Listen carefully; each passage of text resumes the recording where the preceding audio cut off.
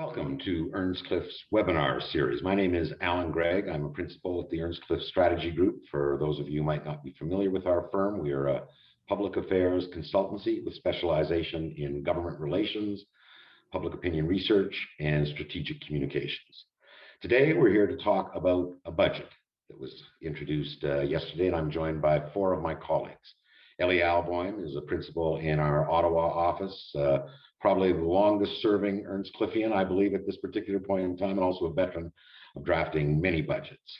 Marianne Carter, another principal in our Ottawa office, has a large portfolio of expertise in both social policy and economic policy. And joining us today also is Brittany Kerr, who is a principal in our Vancouver office, also heads up the government relations practice, which is our largest practice in the firm. And I'm happy to introduce and to have joining us today the newest addition to Earnscliffe, Shakir Chambers. Shakir is a veteran of both Ottawa and Queen's Park politics. He's also in the consulting business in the past, and among the political junkies out there, you're probably familiar with him as a frequent commentator on both CBC and CTV networks on various and sundry political shows. Hardly need to say that this is the first budget we've seen in 2 years from the federal government, and it comes, it sounds almost like a cliche, but on unprecedented times, and it is an unprecedented budget. I want to start with you, Ellie, because I mean, you sat around that table before. I mean, what were the kind of the main considerations that went into this? What would the people who are sitting around the table, they say, what are the 3 things or 2 things or whatever many things this budget has to do? I guess, it starts with the obvious point of departure that a budget's the most political document a government produces at any given time, other than a speech from the throne. And it has a series of political objectives. And for a budget, context is everything. We've had numerous instances going all the way back to the 1995 budget, where external contexts end up shaping how a budget's designed. In this particular case, it's no mystery. The COVID epidemic, the rapid spread, the current difficulties in Ontario are part of the overall context, but so is the US with the Biden administration spending enormous sums of money to try to stimulate their economy and try to overheat it or superheat it in order to get it unemployment. There's the overall climate change context with heading towards the Earth Day Summit this month, and then Glasgow later in the fall. And then there is the question of how do we restructure the economy, or do we restructure the economy in order to recover? So the question really on the table is, what sort of budget was the right budget for this time in this context? And that, I think, is where the debate will begin about this budget. And what should I think that its breadth and scope may obscure its relationship to the #1 set of anxieties in the country, which is centered around COVID, and whether there is a suspicion or a feeling that it may have been a bit tone deaf to proceed as thoroughly in other areas as it did while COVID is raging. I want to get Brittany's view on that, because you've been in the Prime Minister's office with Justin Trudeau, and as Ellie said, that this is a rare opportunity to voice not just the government's priorities, but its values. And we've heard even before this budget was delivered that they had a real challenge in balancing the themes of pandemic management on one hand versus economic recovery and stimulus on the other. And then we all recall that in the fall economic update, it was supposed to be building back better, and they had to walk back from that because they feared it was going to be tone deaf because everyone was focused on the pandemic. Did they hit the right balance here between pandemic management and economic recovery? Well, I'm loath to maybe disagree with Ellie, considering how many more budgets he's seen than I. I think that they did. I think that they struck the right balance. If you listen to Minister Freeland and other cabinet ministers in the last 24 hours, there's clearly a narrative that I hear around the budget being still about pandemic response with an eye to the future. There's money's been being invested to provinces and territories, significant money, and it's focused around healthcare and vaccine rollout. But there's also future preparedness in the way of biomanufacturing investments, 17 billion in green spending, and of course over 6 billion in SME support, which we know has been a hard hit community, small and medium-sized business owners. But the clear winner for me, and something that I was really excited about as both someone who votes federal Liberal, but as a mother to young kids, is childcare. This is something that there's been lots of speculation about, and we'll talk more about that. But Yeah, in I want terms to of get into that in some depth just in a little while. But for Shakir, I mean, Jagmeet Singh and the NDP have said, we'll support this government as long as it's in a pandemic. So the prospect of this budget being defeated is very slim. I mean, if you were advising Aaron O'Toole right now, how would you be suggesting he should respond to this budget? Is this a hill to die on for him, or should he just roll over? Well, I think as the official opposition, there's really no choice but to oppose this budget. I think there are aspects they can support, and I'm pretty sure they're going to come out and say they can support things like extending the COVID measures, things like broadband, things like student debt relief. I think those are all things conservatives can get behind and understand they're helping Canadians.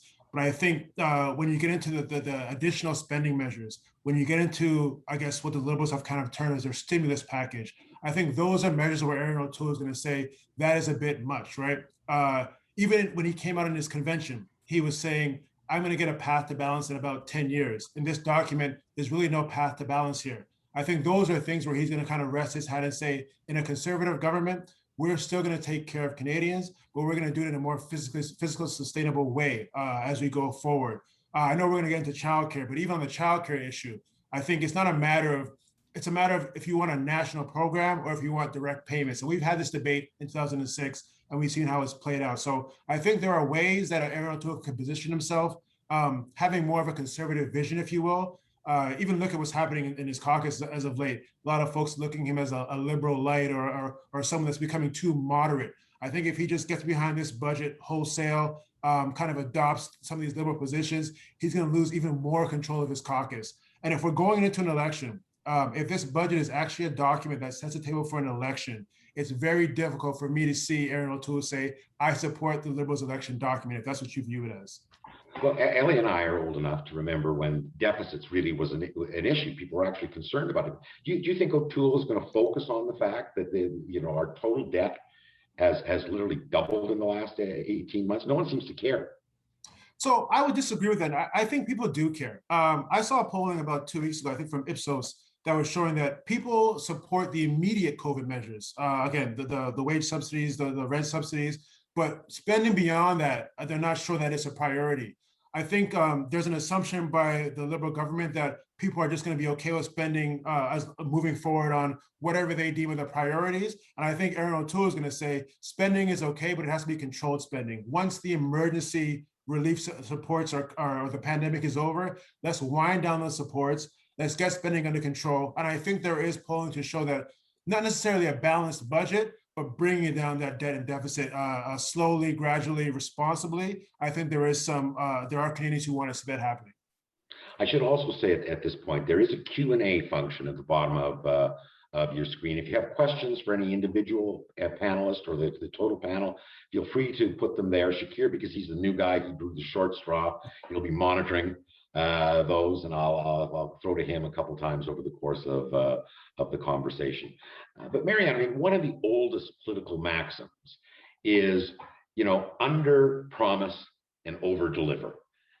Yet in this budget, I mean, we've heard well before that it was actually released, that this was going to be a budget for the ages. This was a once in a generation opportunity.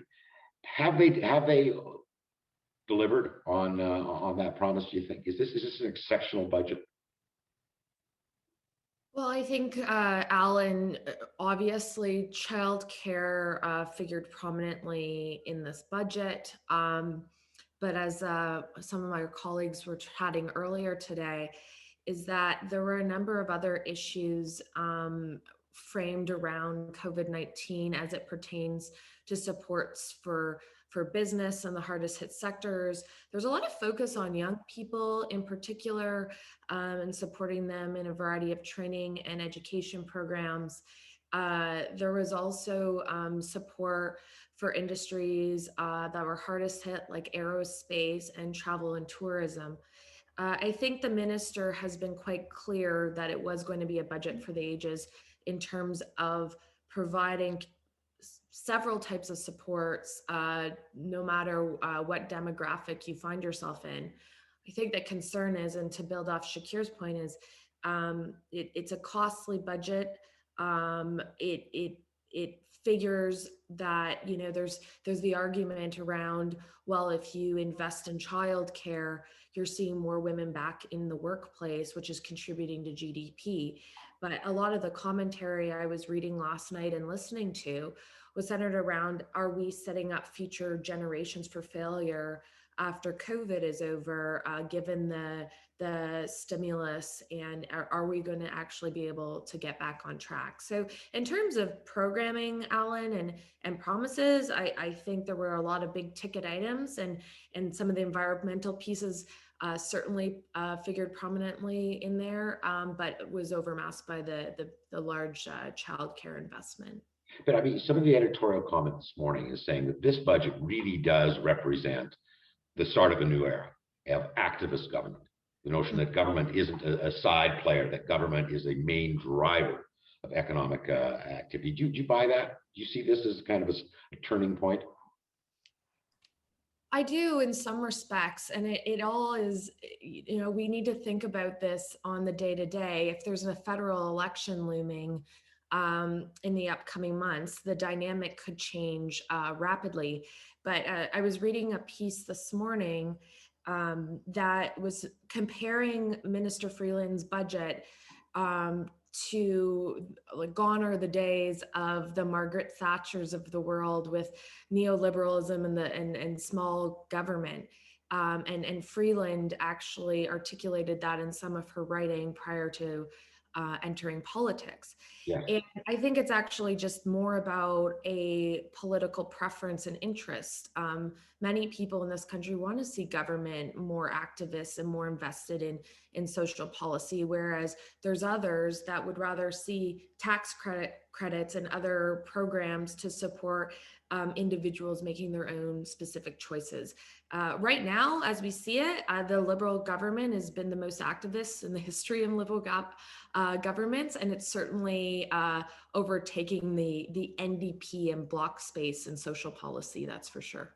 Now, Ellie, I mean, in the fall economic update, Minister Freeland signaled that she was going to be spending somewhere between $70 and $100 billion on stimulus. In this budget, good to her word, we've got slightly over $100 billion towards pandemic relief and economic stimulus. Yet even before she introduced the budget, we were hearing from the IMF, from the Parliamentary Budget Office, a lot of private sector interests, economists saying, you know, this economy is way more resilient than we ever expected, and that there are massive amounts of cash sitting right now in both personal and corporate balance sheets, and we don't need stimulus. You should keep your powder dry and see what happens. Were you surprised at the top line spending, and do you share any of those concerns? Whether I was surprised or not, I think is less of an issue than trying to understand the underlying strategy of this. She was very clear. She's making a big bet. And it goes back to the recession of 2008 and 2009, when the recovery from that and government responses to it fell short of driving the kind of growth that people thought were required afterwards. And it took the better part of 8 to 10 years to return to, you know, pre-2008-9 levels of growth. She really wants to create a high pressure economy She's going to take a chance on creating inflation and overheating the economy a bit in order to get at the underlying rate of unemployment and some of the hard-hit sectors that are hard to reach. This is something that Janet Yellen, the current Treasury Secretary in the U.S., talked about in 2006. When And she Mr. talked to Janet Yellen on this? Yes, they have a strong relationship and a continuous discussion. And in fact, yesterday the finance minister referred to Ms. Yellen again in the House, and she is taking a gamble here. She's gambling that stimulating growth by front end loading spending is going to increase productivity, is going to increase ultimately job creation. That's the gamble she's taking. Right. And the potential consequence of that is to create more demand, higher rates of inflation, and as a result of that, higher interest rates, which then creates a vicious circle, right? So a lot of economists began this debate after Biden. Right. President Biden, delivered his first major stimulus package of 1.9 trillion in the U.S. And the question among liberal economists was, is this too much, or how much is too much? Now, on a per capita basis, what our finance minister did yesterday still falls far short of what the Americans are doing, but it's along the same strategy. Yeah. The strategy is to heat up the economy at the front end and hope that you get sustainable growth. We'll see whether that's what happens. We saw, as you noted, right after the first Biden stimulus, I mean, the market's reacting quite negatively. The capital markets are concerned that all of this stimulus plus all of this cash could lead to inflation. And if we see inflation, bond yields are big trouble, and so are equities in big trouble. If these guys have got it wrong, are we in big trouble? Well, yeah, even the budget document, I shouldn't say yes. The budget document does say that the cost of carrying our debt is going to double over the horizon of this budget, Right. the 5-year horizon of this budget. And that's based on low interest rates and the ability to carry this level of debt. If our interest rates start to go up because inflation becomes a worry in capital markets and elsewhere, and the bond rating agencies start to increase yields, then yeah, we're going to get increased interest rates, and then the cost of carrying debt will become a larger part of the Canadian budget. Remember that in 1995, the cost of carrying debt was enormous. It was more than a third of every revenue dollar. Brittany, you introduced the child care, and then for all the other bells and whistles, it probably really is the centerpiece of this budget. I mean, we forget that we haven't really had a new national program, social program, for decades. The Paul Martin government tried to introduce child care, and it was deep sixed when Stephen Harper got into power. But is this the program you expected? I mean, Minister Freeland signaled this at the Liberal Policy Convention. Did anything surprise you in this regard? Well, I should say that in my view, this represents a shift in the Overton window in Canada around childcare moving from the bucket of social policy to economic policy in a way that frankly should have happened a long time ago. If we think about what has happened in the workforce over the last 15 months, women have been driven out in droves, and we'll talk more about that, but 500,000 women have left the workforce as of January, according to RBC. And women were 12 times more likely to leave the workforce in order to care for children since the pandemic began. So 30 billion for childcare makes a ton of sense. And I should note that, we have Canada's first woman finance minister presiding over her first federal budget. It's no surprise that she would be the one to usher in childcare after so long. And, like it or not, this prime minister has fostered a global brand as a feminist. And this is a feminist document, in my perspective. And I think it's going to be welcomed for a lot of women across the country. We'll talk more about this she session as it's being referred to. But that's a very interesting observation, that this has shifted from social policy to economic policy, because in Quebec, we have seen an increase in female participation rates in the labor force as a consequence of having a universal low-cost daycare program. So you see this as a fundamental game changer, especially for female participation in the workforce. Absolutely. And I mean, I think in many ways this was only ever regarded as social policy because women were bearing the brunt of childcare for, well, millennia. Now that we are at a point where we're reaching equal participation in the workforce and in the household, all of a sudden, men are participating more than they ever were, and this is shifting into economic policy.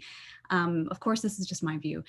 Provinces have failed on this front, by and large. It sounds like, based on data would point to it having succeeded so far in Quebec, but provinces have failed on this.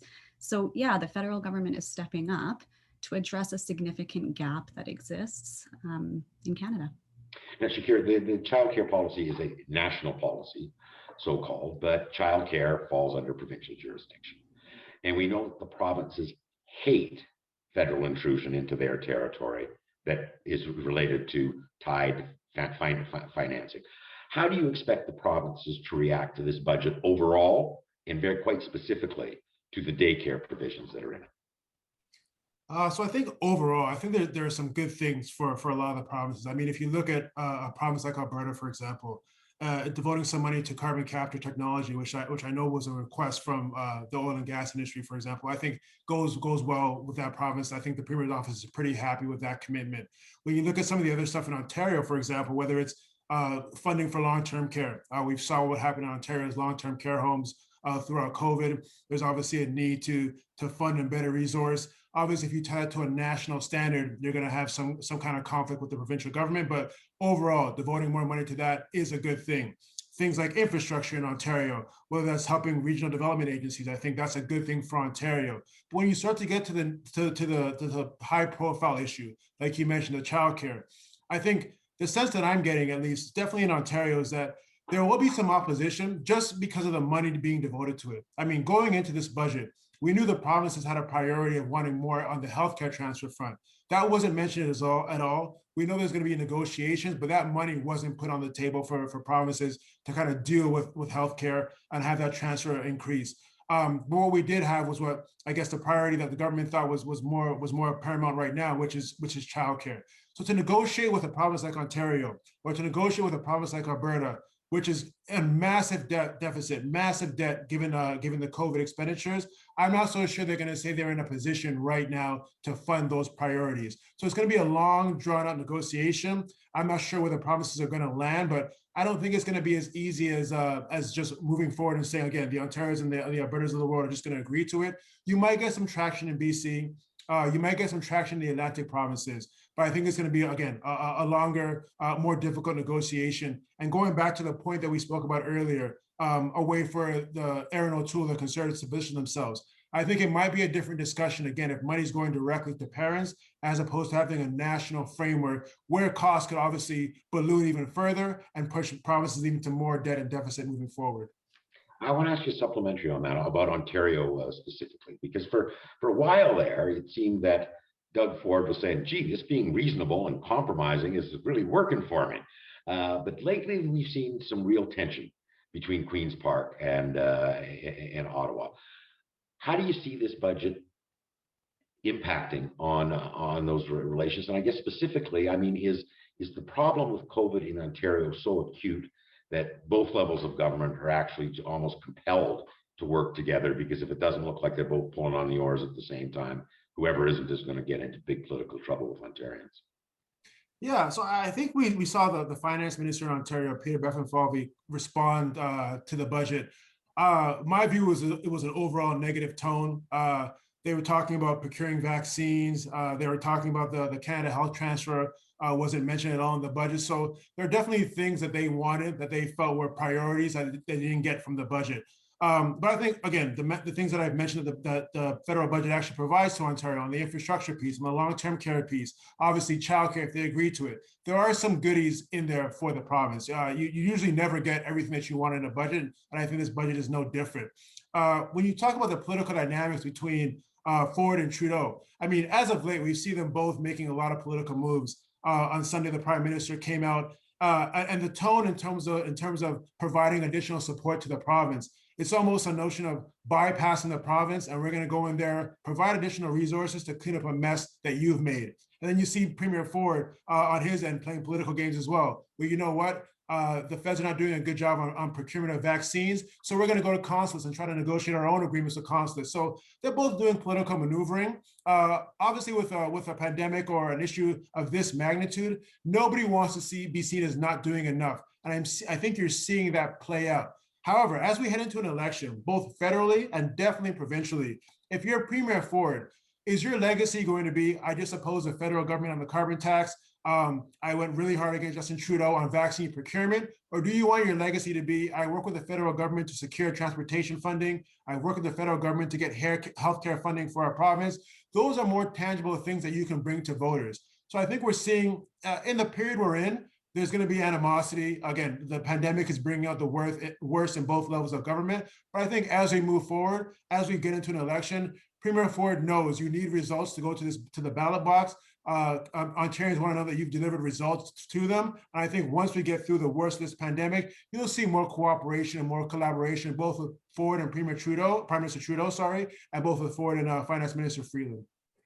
Marianne, it's almost become a cliche that the pandemic has exposed vulnerabilities that existed before the pandemic was there, but really caused us to focus on them. And both you and Brittany have raised what is now kind of a new word in our lexicon as she-cession. Above and beyond childcare, what's in this budget that recognizes that in policy terms we have to do more to ensure that women aren't exposed to vulnerabilities in society, and that also play a larger role in economic development and prosperity? Yeah, Brittany really laid it out quite nicely for me to follow up on some of the key pillars that were, I think, a lot of women and men, quite frankly, were looking for several decades. Particularly certain economists who have made the argument, as Brittany mentioned, it's no longer a social argument, it's an economic one. And what we've seen beyond childcare, friendly reminder that not all women bear children and it's not only a woman's issue. There were several issues in investments relating to supporting women entrepreneurs, supporting newcomer women getting the skills that they need. One of the big ticket items, and I know a number of our clients are focused on this, is the government has been looking towards developing a national institute on women's health research. BC Women's Health Foundation in particular has been spearheading this idea. It would be the first of its kind in the world. And what we actually know is women tend to research women's health issues. And that's why we probably saw a number of things pertaining to policy changes around sexual and reproductive rights, surveys, actual data collection. It wasn't until last year we didn't know who was getting, which researchers were getting funding for various health projects. Were they men, women, creating all these sorts of boxes to make sure we're investing in projects that are equitably looking at women's issues. And so I think when we talk about she-cession, sorry, try and say that 5 times fast. It's much more than childcare. And I think, to build up what Ellie was saying earlier, it's sort of this longer term play. And I don't think it's something we may see initially and tangibly in the next couple of years, but maybe in 10 years, we'll see the real impacts and effects of women being able to actively participate or grow in their careers and not have to decide whether they want a promotion or they need to take care of their kids. Shakir, you've been monitoring questions that were coming from people who've tuned in with us. Is there anything you want to raise right now to either any of the individual panelists or the whole group? Yeah, a question for Ellie or Brittany concerning healthcare. Has the government done enough to fund provincial healthcare systems, especially given the huge number of dollars being thrown around? And the same thing can be applied to, has the government done enough to fund long-term care as well? Just to add on to that, because Shakir noted it, is that the Ontario Finance Minister raised quite specifically that the health transfer was not addressed at all, something that all the provinces have been whining and crabbing about for the last year. So with that background, Ellie, you want to deal with that first and then Brittany second? Well, look, it's a festering issue. The demographics of the country indicate that the drain on the healthcare system is just going to get worse, not better. And the proportion of provincial budgets that healthcare is eating up is getting larger and larger. Having said that, at least recently, government did transfer an additional $4 billion to the provinces, and then for healthcare, and an additional $1 billion for vaccine distribution. The Prime Minister has said there will be a discussion about healthcare at the First Minister's level. Hasn't scheduled a date, but there is going to be a discussion. It is going to be the looming federal provincial issue of our time. There's no doubt about it. You cannot have provincial budgets, being eaten alive by healthcare when the relative fiscal capacity of the two levels of government is different. Now, the provinces obviously can raise revenue and choose not to in the current circumstance. Federal government has a larger borrowing capacity. I'm not sure that we can keep along this path of disproportionate contributions to healthcare from the feds for very much longer. But it's a two-way street, and I think it's going to require a separate negotiation that's going to take quite a while. Brittany, you want to add anything there? I think he summed it up perfectly. Marianne? I mean, Ellie raises a very, very interesting issue. I mean, one of the vulnerabilities the pandemic has exposed is the massively different fiscal capacities of the two levels of government. The federal government's capacity seems to be endless, and the provinces are all struggling. And in healthcare stands to be possibly, the litmus of that conflict. I would just add the complexities around service delivery, and as it pertains to supporting Canadians who need health services and have been sort of put on the back burner because of COVID-19. We've seen the cancellation of various surgeries with no end in sight. We thought it was going to improve somewhat a couple months ago, but there's a backlog in cancer surgeries, for example, that's alone in the biggest provinces. It would take them over 2 years to catch up. And there's real solutions out there to help mitigate mitigate that and to ensure that patients don't fall through the cracks. But it's this chicken and an egg game about, oh, this is a province's responsibility, or this is the federal government. And I think it demonstrates one of the shortcomings in our system. And it's unfortunately impacting patients at the end of the day. The one thing, though, that we haven't mentioned, that I know several health charities were pleased to see in the budget was, and they've been calling for this prior to COVID-19, is the extension of EI sickness benefits from 15 weeks to 26 weeks. And that's a really, really important piece. Because that it's, if you're undergoing a cancer treatment, for example, you don't just need necessarily 5 weeks off all at one time. You might need some flexibility and accommodation. So this actually is a really good tool for employers to work with Canadians who have health issues that may need that support. And so that's sort of one step and an example where the provinces and the federal government can work more closely together to develop these sorts of policy changes. Alan, can I take this? That point? Sorry, Ellie. Can I just take this back to the healthcare thing for a moment? Look, we're living in, you asked a question about activist government. There's another question to be asked, which is, has the common wisdom or conventional wisdom of Canadian politics that we will continue to de-link taxation and service provision going to be a viable strategy going forward. Hmm. You just can't provide the level of services that are required on the current tax base, tax revenue base that we are getting in the country at this time, particularly at the provincial level for education and health. Governments are going to have to bite the bullet, and they are going to have to increase revenue and taxation to be more commensurate with the level of services that the electorate is demanding. Otherwise, you're going to have, endless deficits increasing, debt increasing, without any revenue generation to support them, and that's And if you look at the unsustainable. budget, there's virtually no revenue generation initiatives, and they're not going to get a lot of money taxing private planes and cars that are worth over $100,000. No, agreed. And there have been lots of calls for, raising the GST back up to 7%, Right. starting to develop additional revenue. But tying taxation to services has got to be redone. I was part of the government in 1995, that produced a budget that, dropped taxes by $100 billion 2 years later. But ultimately, this common refusal to raise taxes municipally, provincially, and federally is going to lead to continued starvation of our services. Do you want to add anything to this part of the conversation, Shakir, in terms of federal-provincial relations and fiscal capacities?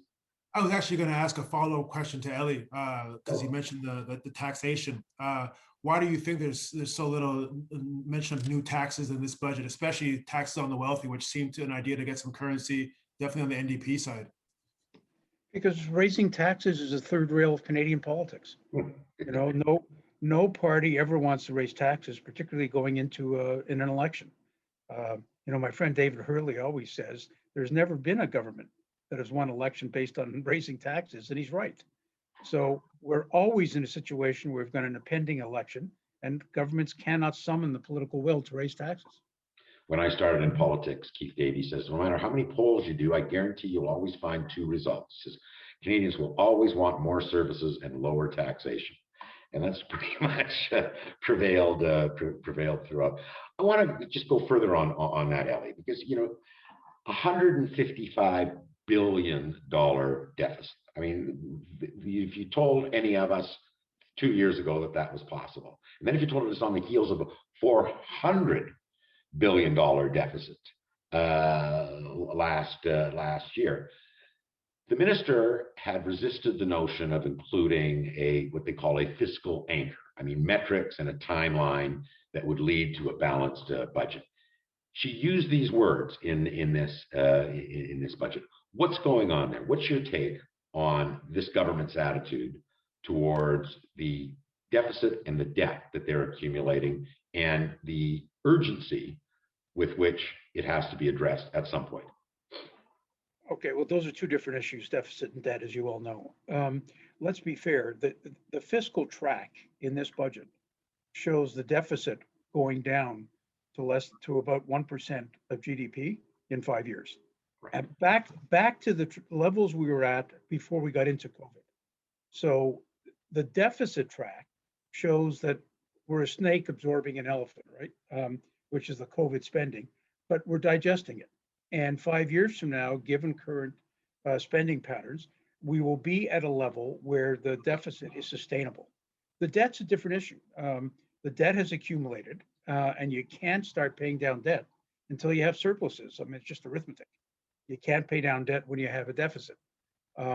So no reduction in debt for the next 5 years, basically. No, we're going to get you're going to get an increase of debt for the next 5 years every year. And as we know, if interest rates go up, they could go up exponentially. Yes. So what they're managing to do is to keep the debt to GDP ratio relatively stable at 50%. But remember, when we started this, we were 30% going south. So the fiscal anchor is really notional. They've returned to saying they're concerned about the debt to GDP ratio. On the medium term, they want to drop it. But the reality is it's not going to drop very fast or very far. Because you can't reduce debt unless you have a surplus, or unless you can't reduce the debt to GDP ratio unless you have very substantial growth. And at the moment, other than the substantial growth for the next 2 years, it looks like we're heading back into the world of 2% growth. for the remainder of the horizon. Mary Ann, I mean, we all know that certain sectors have been devastated by the pandemic, especially small and medium-sized business. I mean, we've seen in this budget the extension of the wage subsidy program and the introduction of a new job hiring program. But are these just Band-Aid measures, or is there enough in this budget to actually really help the small and medium business sector participate in the recovery if and when it happens? Well, Alan, the best sources to turn to are the business associations, and while the government provided 16 billion over 5 years, I was actually quite surprised to see how excited the business organizations were about many of the measures. There were several. Of course, you can't cover everything, but it's no secret to anyone tuning in. There's been small businesses, the backbone of our economy, and many of those tourism and service operators are run by small business owners and their families in our communities. And I think they actually really took that into account. It's divided, without getting into the big technical details. There is, 5 major pillars that come out of that 16 billion. And I think one of the key takeaways, which is a unique one, is their support for digital transformation for small businesses, which I saw the Canadian Chamber, the Business Council of Canada, and others were really happy to see. To make sure they're using online platforms. Yeah, and allowing them to, I guess, scale up, right? And there will be annual funding.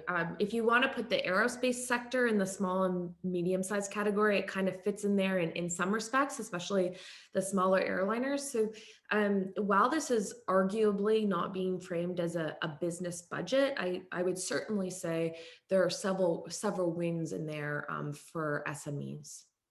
Brittany, I want to bring you back in here on the subject of innovation. I mean, the first term of the Trudeau government, I mean, the innovation was right there as the centerpiece of their thematics that they were rolling out. And then when they got reelected in a minority situation, they almost seemed to kind of grow tired of it.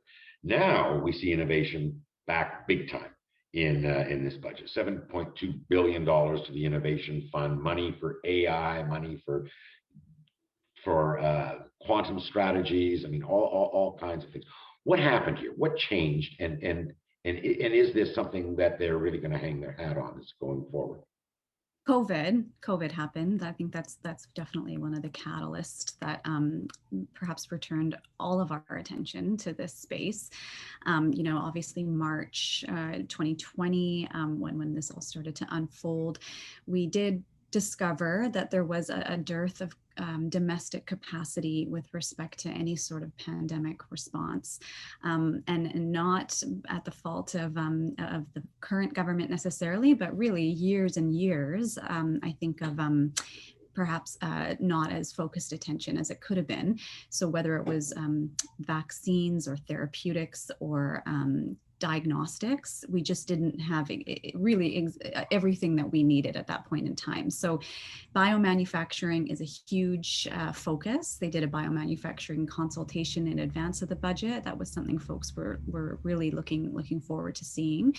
Genomics, there's quite a lot. So I think that we will continue to see more on innovation. And I think that is good for Canada. And in particular, our IP, what are we doing in Canada to retain our ideas, our talent, commercialize it here domestically rather than exporting it. And that's, I think, now it's a matter of our in terms of domestic security. It's not just about commercial activity, but it's about protecting ourselves, right, looking forward as well. Right, and I mean, the fact that we have virtually no vaccine manufacturing capability. I mean, when I tell non-Canadians that, they go, "What? Pardon me?" And it does reflect that there still is a strong vestige of a branch plant economy in this country. Yeah, and I mean, it's challenging to have to be reliant, and we've seen this. It had to have to be reliant upon other nations to ensure that our citizens are protected, and so it's about the domesticization of the supply chain that goes into producing all of these important tools that can, enable us to be protected when the next pandemic hits. And as we look in terms of Canada-China relations, U.S.-China relations, and beyond. These are things that we really have to be thinking about critically. Shakir, I mean, we all know that in addition to being a fiscal document, the budget is a political document, and a great opportunity for incumbent governments. And as a consequence, that they're hard pressed not to succumb to short-termism, to do things that are going to help them immediately, as opposed to things that are going to help the economy more medium to long term. In terms of focus, how do you see this budget? I mean, is it short-term political focus, or is it more medium-term fiscal focus? I think when you look at this document, I think Ali said it out in the beginning, documents are political documents. I think this one specifically does present itself as overly political, just in the sense of there's really no priorities. As I said earlier, that there's the childcare is front and center in the window as something they want everyone to focus on, but I think there's over 270 spending commitments. There's no real direction in the actual document. There's really something for everyone in this budget, right? It almost presents itself as a vote getter. So if you take seriously the notion that we're going to have an election this year, this document is the perfect document in terms of a platform commitment, or a platform document, sorry. And I don't think it should be lost on anyone, whether it's the Liberals, the Conservatives, the NDP. They're all going to be doing polling on their policy promises to see what resonates better with Canadians and have some announceables going into the election. So I think the Liberals did a good job presenting themselves as, if you don't vote for us, you won't be getting these great things, which childcare is a great commitment. What they're doing on the environment, again, is a great commitment. There's a lot of good things in there, but if you don't vote for them, you don't get these things. And I think that's how they want to position it. But overall, this is definitely a political document, and it really sets the stage for 2021, whether it's a spring or a fall election. This is very much what I believe they'll be campaigning on. And there's a lot of things in there that I personally think it's going to be very hard for a conservative opposition leader to actually oppose in a policy document. Well, good segue to more or less the same question for both Brittany and Ellie. I mean, we just saw yesterday the Liberal Party's election platform. Are they going to run on this budget, Brittany? Oh, I think so. Yeah, I think so. Budgets are political documents, as Ellie said. We've been hearing speculation about the potential for an election for some time.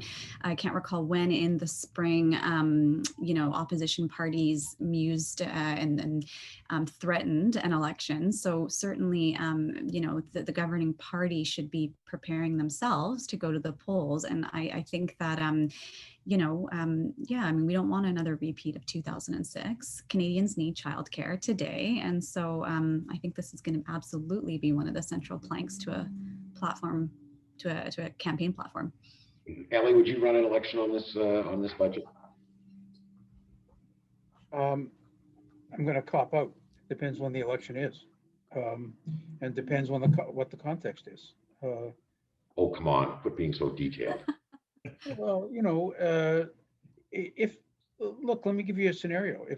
If we actually do get to the level of vaccination that the government is forecasting by the end of June, or let's say the end of August, then I was running an election on the part of the government. I think I'd rather run it on COVID management than this kind of stimulus and this kind of thing. To be fair. Look, I think that my criticism of budgets historically, not just this one, is that they end up being what we call Christmas tree budgets, which is they're a Christmas tree, and then they've got all kinds of ornaments on it that are there to attract individual constituencies. And this government has done that for the last 5 or 6 years. I think there really were a couple of strategic and economically driven spines to this budget that didn't have as much to do with politics as they have to do with economic strategy and kind of sense of mission of the government. So if you want to look at it, I think the environmental package is something they deeply believe in and want to institute and think can be instrumental for economic growth. I think, as you said, the return to innovation is very important. It's a lever to try to increase productivity, particularly among leading and emerging technologies. And thirdly, they are trying to increase growth, right, in order to get at unemployment and people are being left behind. I think those are all legitimate economic strategies. But then you go to, half of the 270 recommendations, all of which are Christmas tree ornaments, right? Right. 12 million here, 50 million there, 110 million there. It just kind of sprinkles to every potential constituency. So what it is both an economic document that has some integrity and a political document that is pandering. Sounds like a great combination to me. Ellie touched on this, but I mean, the parallels in the theming of American public policy and Canadian public policy really over the last 3 or 4 months is telling. I mean, both of them have chosen, quite aggressive stimulus packages. Both of them see recovery through a green lens. Heavy emphasis on technology to enhance climate change.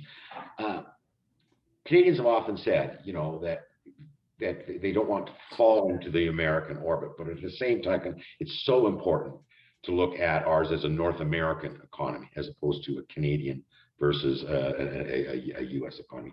Anyone want to comment on that and kind of what this budget signals in terms of our relationship with the United States? We've got a big I don't know what you would call it that Biden is holding in a week Climate summit on environment. But Marianne, you want to talk about any of that? I'll jump in. It's been, it's a 180-degree turn from the last U.S. administration. In many respects, the United States is outflanking us in social policy when it comes to the environment and other issues, including stimulus. But one of my personal pet peeves is this constant comparison between Canada and the United States. And I think it's just natural because we're neighbors. But Canada is quite a small country compared to the United States. And in terms of our market capacity and the investment we attract, there's a whole slew of issues that differ us. But with respect to climate and the summit that's coming up, it's President Biden's summit that's taking place this Thursday and Friday that Prime Minister Trudeau and other global leaders will be at. There will be a lot of discussion on how we move forward globally on reaching our benchmarks and reducing greenhouse gas emissions and other things.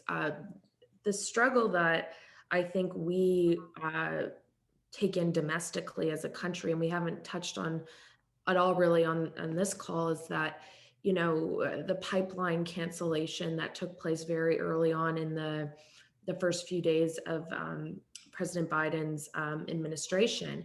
So how do we grapple with our oil and gas industry or natural resources industry while also trying to keep up to speed with some of the new initiatives? It's something that we are all grappling with here domestically, but it's not exactly the same in the United States. It's a very different kind of environmental discussion that's happening there. And I'm sure my colleagues have other things to chime in on, but I think in terms of the comparison right now, over the next couple of days, we should really be looking to those discussions around climate and how it could signal other political dynamics to come on other issues. One thing to note, Alan, is we are at very different points in the electoral cycle here in Canada versus the US. So they, in some ways, have an immense luxury right now, and it's an enviable position to be in.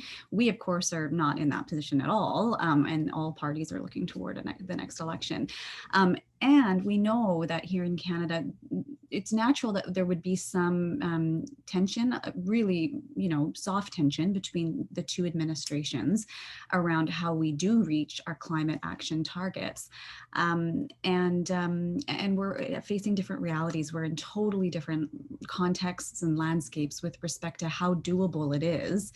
to effect change, either through stimulus or regulatory measures that can get us to where we need to go here in Canada on the Paris commitments relative to the United States. So yeah, it's Thursday will be very interesting to be sure. Tyranny of time is upon us. We've only got about 4 minutes. And I want to just go around the clock to each of you and ask you really fundamentally, maybe, what was your key takeaway in this budget? I mean, if there's a headline for you on this budget, I mean, what is it? Shakir? Well, obviously it's the importance of childcare, but I would say overall, this is election season, and this budget to me presents itself as a platform heading into the election. If you're a conservative or any opposition leader, you know what the promises of the Liberals want to give out to Canadians. How do you counter that moving forward and put your own policy proposals forward? To Ellie's crabby question though earlier, any prospect of an election in 2021? Do you think, if that's what this is, this election budget?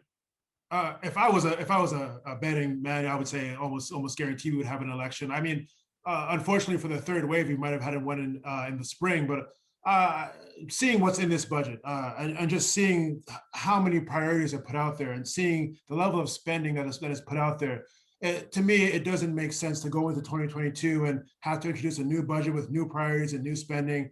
I'm fairly confident in saying by late November, we'll be in a situation where we're going into an election. Brittany, final thoughts? Key headline, I said it already, finally, childcare, economic policy. Really happy to see it. Ellie? Combination, I'd say activist government returns, but I'm not so sure that most of these policies can find enough legislative time or will to get enacted. So a lot of this is 2 years away. Final word to you, Marianne. Mine would be results, question mark. It's easy and fun to put the bulbs on the Christmas tree, but it will be in whether the big spending actually delivers results for taxpayers. And I think Canadians will be watching to see how these things are implemented and if the big spending was worth it. I think Ali has made the point to us internally. I mean, it's questionable whether a lot of these measures will ever see the light of day, both because of possibly of an election, but also just that the legislative timetable is such that it's going to be very, very hard for them to pass a lot of these measures. But listen, we could go on forever. I want to thank each and every one of you: Ellie Alboim, Brittany Kerr, Marianne Carter, and for sure, Shakir Chambers. It's great to have you as part of the team. And those who tuned in, thank you. If we didn't get to your questions, we will respond. We will get back to you in written form. We will also be sending all of you a link to this broadcast and keeping you informed as to when our next webinar will be scheduled. But in the interim, take care of yourselves and be safe. And thank you very much.